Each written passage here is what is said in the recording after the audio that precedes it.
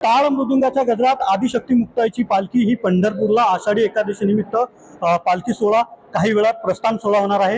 या सोहळ्याला मंत्री गुलाबराव पाटील, मंत्री गिरीश महाजन, मंत्री दादा भुसे हे देखील या सोहळ्याला उपस्थित राहणार आहे।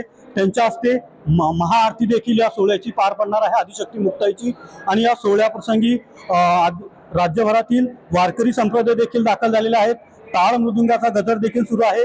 त्यातच वरुण राजाने देखील हजेरी लावलेली आहे। आपण पाहतोय की कशा प्रकारे हा सोहळा आहे। या सोहळ्याप्रसंगी आपण जाणून घेण्याचा प्रयत्न आपण या करणार आहोत। महाराज, काय सांगाल या सोहळ्याप्रसंगी?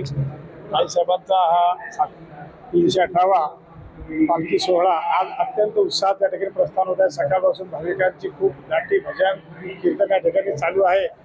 वरुण राजा सुद्धा या ठिकाणी प्रसन्न झाला आहे। ढगफुटीसारखा पाऊस 1.5 तासापासून होता, पण भाविकांमध्ये उत्साहात नसूबरी कमी नाही आहे।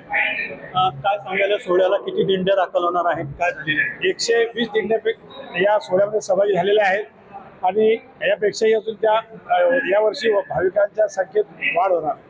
आपण पाहतोय। महाराज, काय सांगाल कशा प्रकारे सोहळा? संपदा सोहळा आवडी मला खरेदी टकळा पंढरीचा पांडुरंगाच्या वारीचं आणि आज वारकऱ्यांना लागलेली होती।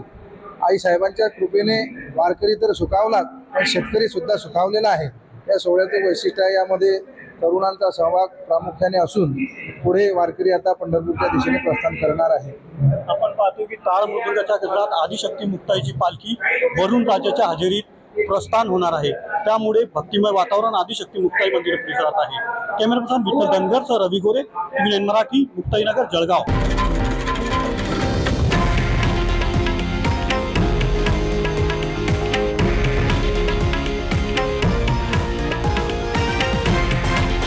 हे आहे देशातील नंबर 1 न्यूज नेटवर्क आणि आपण पाहत आहात TV9 मराठी, एकमेव।